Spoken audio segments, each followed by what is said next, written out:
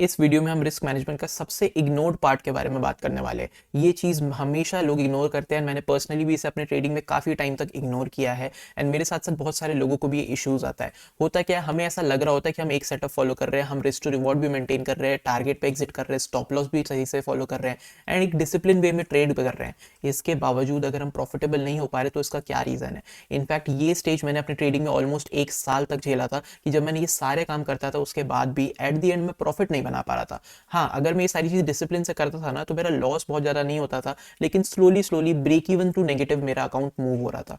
And वहाँ पे letter मैं रियलाइज करता हूँ रियलिटी क्या थी कि मेरे को लग तो रहा था कि मैं 1:3 या फिर 1:4 फॉलो कर रहा हूँ, ठीक है, लेकिन इन रियलिटी में एक्चुअल रिस्क टू रिवॉर्ड नहीं फॉलो करता था। एंड इस चीज़ को मैं मैथमेटिकली एक्सप्लेन करूंगा ये प्रॉब्लम क्यों आती है। इसके बाद हमें ये नहीं पता होता है आर मल्टीपल क्या है। आर मल्टीपल हो सकता है बहुत सारे लोगों ने सुना होगा, नहीं सुना होगा, बट इसको एक्चुअली यूज कैसे करना है इसका आइडिया नहीं होता है जनरली ट्रेडर्स को। इसके बाद इन दोनों चीज़ों की वजह से ना ही हमारा कैपिटल मेंटेन हो पाता है। एंड इसके बाद एक और इंपॉर्टेंट फैक्टर जो आ जाता है कि जब भी हमारे प्रॉफिट्स होते हैं ना, हम उसे अपनी इनकम की तरह काउंट करने लग जाते हैं, जिसके बारे में भी हम इस वीडियो में डिस्कस करने वाले हैं। तो इस वीडियो में ये सारी चीज़ कवर करने के बाद अगर आप अपना रिस्क मैनेजमेंट सिस्टम बनाने चाहते हो तो उसमें आपको एक बहुत मेजर एडवांटेज मिलने वाला है। सबसे पहली चीज़ हम रिस्क टू रिवॉर्ड के ऊपर बात करते हैं and I am very sure ये चार्ट मैक्सिमम लोगों को पता होगा, बट फिर भी फॉर बिगनर्स मैं इसे 1 मिनट के लिए एक्सप्लेन कर देता हूँ।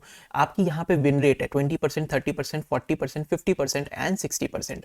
Now this is the risk to reward जो कि आपको रिक्वायर्ड है अगर आप इस विन रेट पे काम कर रहे हो टू बी प्रॉफिटेबल। सिंपल से एग्जांपल दूं, 40% का एग्जांपल ले लेते हैं, यानी कि हम 10 ट्रेड लेंगे, 10 में से 4 ट्रेड प्रॉफिटेबल होगा और 6 ट्रेड नुकसान होगा। इसमें अगर हम 1:1 फॉलो करेंगे तो क्या होगा, हम कमाएंगे 4 रुपए और लूज करेंगे 6 रुपए, नेट टू नेट लॉस। इसीलिए 40% एक्यूरेसी में अगर हमें प्रॉफिटेबल होना है तो एट मिनिमम हमें 1:2 या फिर उससे ज्यादा करना होगा। और अगर हम 1:2 फॉलो करते हैं तो हम यहाँ पे देख सकते हैं 4 ट्रेड का मतलब है हम 8 रुपए कमाएंगे और 6 ट्रेड नुकसान का मतलब हम 6 रुपए गवाएंगे, तो बेसिकली नेट टू नेट हमारा प्रॉफिट होगा।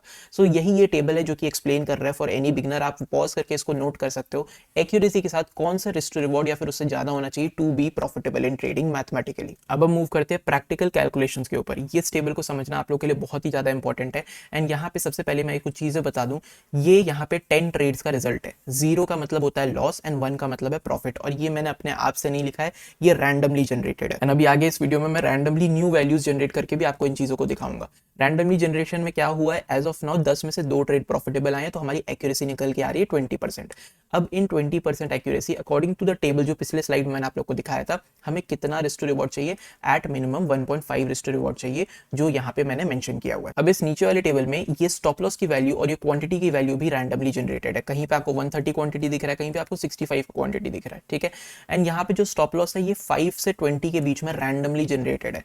लेकिन यहाँ पे एक चीज जो हम कैलकुलेशन से लेके आ रहे हैं वो ये है कि रैंडमली जो भी हमारा स्टॉप लॉस यहाँ पे जनरेट हुआ है, ठीक है, क्योंकि हमें 1:5 फॉलो करना है, हमने उसका 5x यहाँ पे प्रॉफिट प्लान करा है। एंड आप ये नोटिस करोगे यहाँ पे हमारा प्रॉफिट हुआ था और यहाँ पे हमारा प्रॉफिट हुआ था, तो जितना भी हमने प्लान स्टॉप लॉस करा था, जो भी रैंडम हमारा स्टॉप लॉस का वैल्यू था, उसका हमने 5 गुना अपना प्रॉफिट कमाया है।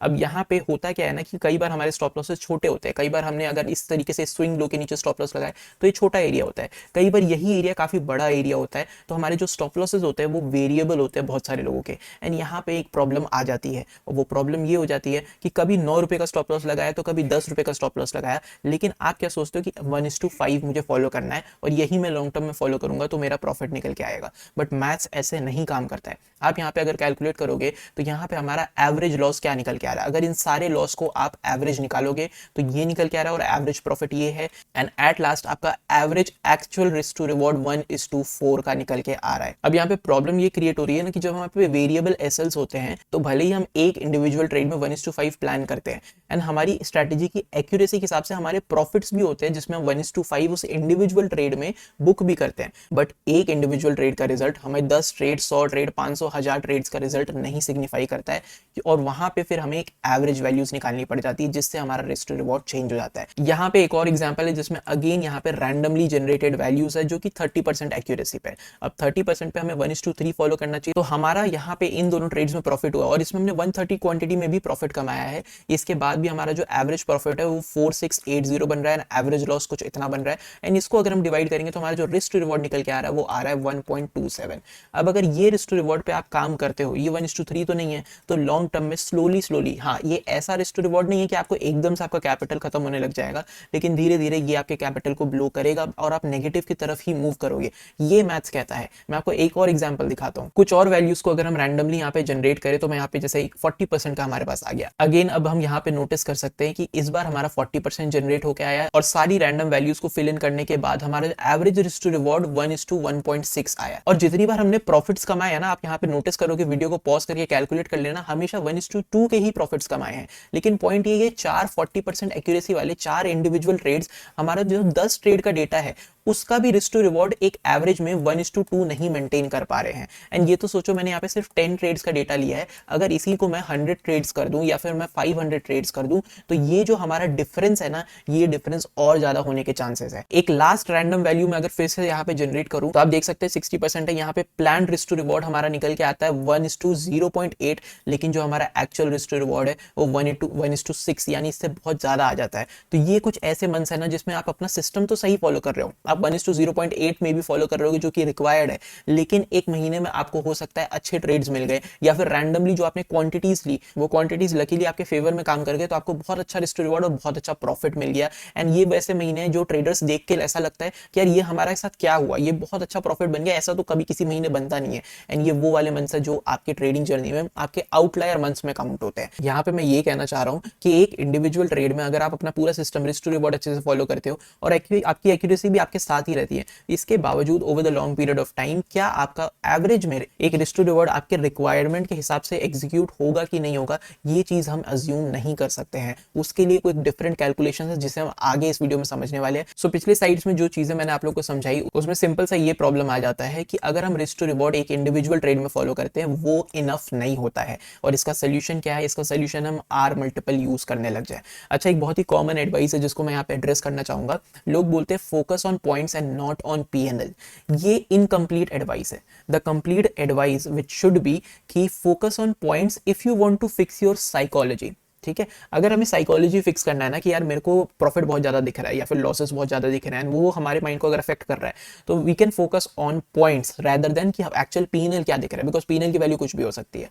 लेकिन अगर आपको अपना रिस्क मैनेजमेंट ये फैक्टर पे अगर आपको काम करना है तो आपको पीएनएल पे फोकस करना ही पड़ेगा। बिकॉज हो सकता है कोई ट्रेडर 10 पॉइंट का लॉस करे, हो सकता है कोई ट्रेडर 10 पॉइंट का लॉस सेम इक्वल पॉइंट्स का लॉस करे, लेकिन एक का लॉस 1000 रुपए हो सकता है, एक का लॉस 10,000 रुपए हो सकता है। ये भी बात सही है, साइकोलॉजी में दोनों चीज इक्वल है, लेकिन रिस्क मैनेजमेंट में दोनों चीज कंप्लीटली डिफरेंट है। हो सकता है इस बंदे का कैपिटल भी 1 लाख रुपए हो सकता है इस बंदे का कैपिटल भी 1 लाख रुपए हो। तो ये रिस्क मैनेजमेंट के हिसाब से कंप्लीटली डिफरेंट सिनेरियोस क्रिएट हो जाता है। इसलिए अगर रिस्क मैनेजमेंट में काम करना है तो पीएनएल पे ध्यान देना ही पड़ेगा। अब आगे चल के हम समझते हैं आर मल्टीपल क्या चीज है। ओके, सबसे पहले हम समझते हैं आर क्या है, फिर हम पूरे आर मल्टीपल के बारे में जानेंगे। R is nothing but maximum defined risk in rupees, points में नहीं। फॉर एग्जाम्पल, आप कोई भी ट्रेड लेते हो, आपका 10 रुपए का स्टॉप लॉस है और आपकी क्वांटिटी लेट्स सपोज 100 की है, ठीक है, तो आपका लॉस क्या होगा इसमें, स्टॉप लॉस क्या लगा होगा आपका, इसमें 1000 रुपीज का स्टॉप लॉस है।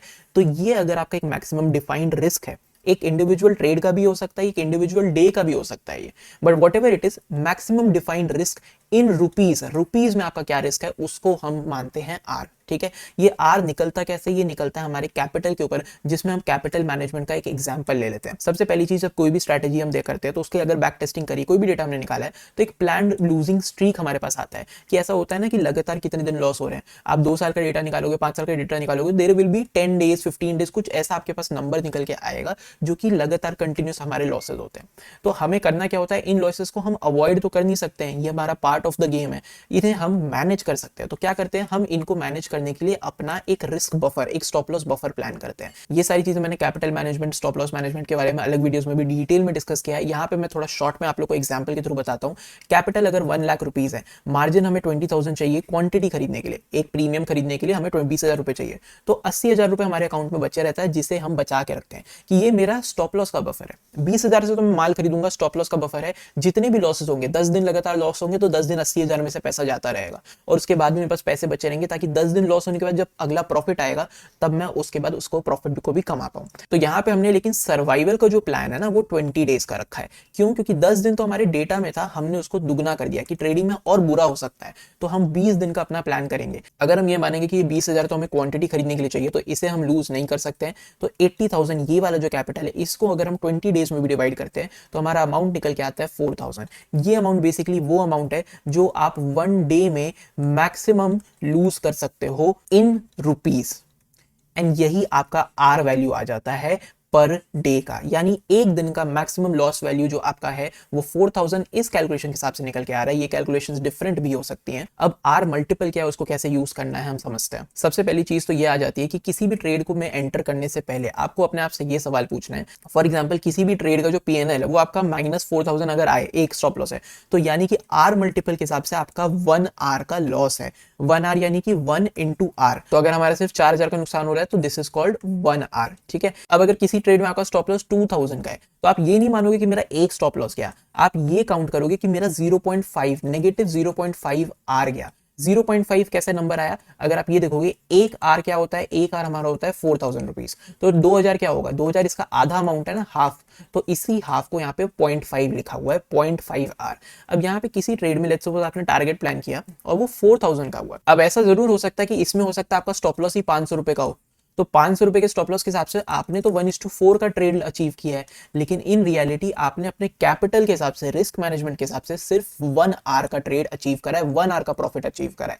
सिमिलरली 2,000 का प्रॉफिट इज 0.5 आर एंड आगे आप इस चीज को नोटिस कर सकते हैं। अब यहाँ पे किसी भी ट्रेड में एंटर होने से पहले अगर आपका एसएल आपके 1 आर से ज्यादा का अमाउंट है या फिर कोई भी अमाउंट, लेट्स सपोज 6,000 का स्टॉप लॉस निकल के आ रहा है, ठीक है, भले वो ट्रेड आपको कितना भी अच्छा लग रहा हो, लेकिन 6,000 का जो स्टॉप लॉस है वो 1.5 आपके 1 आर से ज्यादा अमाउंट है, तो इस ट्रेड को आप या तो क्वांटिटी रिड्यूस करोगे या फिर आप इस ट्रेड को कंप्लीटली अवॉइड करोगे, इसको आप नहीं लेने वाले हो। दूसरी चीज, आप अपना टारगेट जो है वो भी in terms of R multiple define करोगे। जैसे मैंने यहाँ पे एग्जांपल दिया था, हो सकता है इस ट्रेड में 500 रुपए का स्टॉप लॉस होता, तो है तो 1:4 का टारगेट, लेकिन रिस्क मैनेजमेंट एक रियल चीज जो आपको यहाँ पे मैनेज करनी होती है, उसके हिसाब से सिर्फ 1 आर का टारगेट है। तो आप ये मत समझो कि आप 4 गुना पैसा कमा रहे हो, आप अपना रिस्क का सिर्फ 1 गुना ही पैसा कमा रहे हो। और यहाँ पे जो लोग multiple trades in a day लेते हैं उनको भी मैं एक एग्जांपल दे दूं। फॉर एग्जांपल 2 ट्रेड्स लेते हैं तो अपने डेली आर को ना दोनों ट्रेड में डिवाइड कर दो। फॉर एग्जांपल आपका एक दिन का आर है 4,000, तो आप इसको डिवाइड कर दो कि मेरा एक ट्रेड का, 1 ट्रेड का जो आर हो जाएगा वो इसका आधा हो जाएगा, जो कि 2,000 हो जाएगा। ठीक है, फिर आप उस हिसाब से अपने कैलकुलेशंस को आगे कैरी ऑन कर सकते हो। अब नेक्स्ट बहुत ही इंपॉर्टेंट एक बात आ जाती है कि जो प्रॉफिट्स है वो आपकी इनकम नहीं है।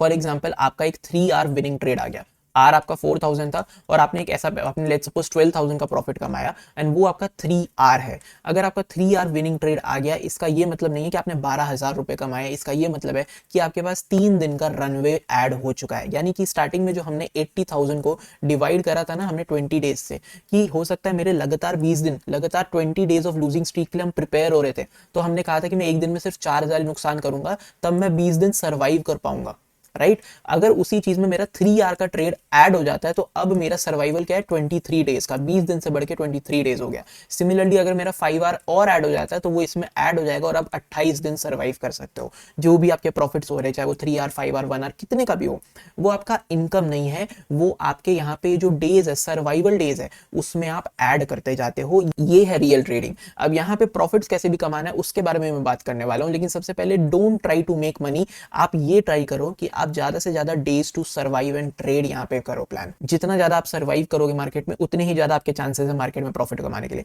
अब इनकम फ्रॉम ट्रेडिंग ना कंप्लीटली बिजनेस इनकम की तरह होता है। कोई भी बंदा जब बिजनेस करता है ना, उसके 2 सोर्सेस ऑफ इनकम होते हैं। सबसे पहला होता है मंथली सैलरी। एक जो ओनर होता है अपने बिजनेस का, वो अपने ही बिजनेस से अपनी सैलरी विड्रॉ कर रहा होता है अपने खर्चे के लिए।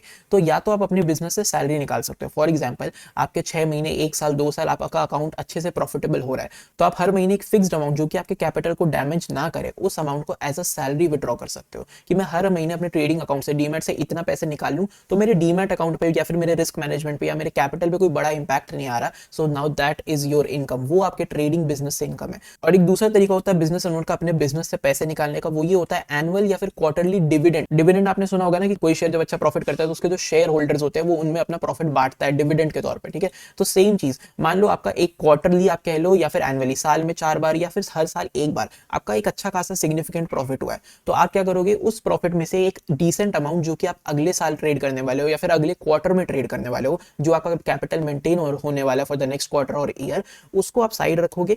बाकी बचा जो एक्स्ट्रा प्रॉफिट्स है उसको आप अपने रिवॉर्ड में अपना प्रॉफिट विड्रॉल या फिर डिविडेंड के तौर पे उसे कंसिडर कर सकते हो। इसी तरीके से हर एक बिजनेस ओनर, हर एक किसी भी बिजनेस से अपने पैसे कमाता है। एंड आप अगर ट्रेडिंग करने आ रहे हो तो आपको भी ट्रेडिंग को एज अ बिजनेस कंसिडर करना है एंड इन्हीं दोनों तरीके से अपने पैसों को विड्रॉ करना है। आपका एक दिन 3,000 12,000 का प्रॉफिट हो रहा है, 18,000 का प्रॉफिट हो रहा है, वो आपकी इनकम नहीं है, उसको अपनी इनकम में काउंट करना बंद कर दो। वो सिर्फ आपके डेज ऑफ रनवे, आपके कैपिटल में डेज ऑफ सर्वाइवल ऐड होते जा रहे हैं। This is how you should consider your profits. And lastly, अगर आपको इस चीज में या फिर ट्रेडिंग इन जनरल किसी भी चीज में डाउट है या फिर आपको कुछ पर्सनलाइज वे में मेरे से एडवाइस लेनी है, अपने कैपिटल के अकॉर्डिंगली अपना आर मैनेज करना है या फिर एक सिस्टम या फिर एक फ्रेमवर्क डिजाइन करना है, कितना रिस्क होना चाहिए, कितना प्रॉफिट होना चाहिए, कैसे आप अपनी सैलरी विड्रॉ कर सकते हो, किस इनकम पे जाके आपको प्रॉफिट्स विड्रॉ करने चाहिए, या फिर अगर आपके प्रॉफिट्स हो गए तो उनको स्केल कैसे करना है, लॉसेस हो रहे तो आपको स्केल डाउन कैसे करना है, इन सारी चीज के बारे में अगर आपको पर्सनली एडवाइस चाहिए जिसमें मैं आपके ट्रेड्स भी रिव्यू कर सकता हूं, तो आप मेरे साथ एक 1-on-1 कॉल पे आ सकते हैं, जिसका लिंक मैंने डिस्क्रिप्शन में दिया है और स्क्रीन पे आपके QR कोड भी है।